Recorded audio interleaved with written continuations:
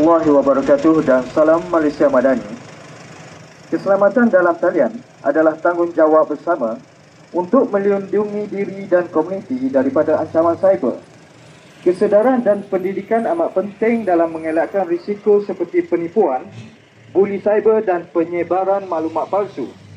Komuniti boleh bertindak dengan berkongsi maklumat keselamatan, melaporkan ancaman atau aktiviti mencurigakan, menyokong kempen kesedaran cyber dan mendidik generasi muda tentang keselamatan digital. Segera laporkan sebarang kejadian berkaitan keselamatan cyber kepada pihak berkuasa seperti Suruhanjaya Komunikasi dan Multimedia Malaysia SKMM atau hubungi talian hotline 997 Pusat Respons Scam Kebangsaan NSRC. Marilah kita bersama-sama membina persekitaran digital yang selamat dan positif. Sekian, terima kasih. Bahan ini daripada Pejabat Penerangan Daerah Dungun.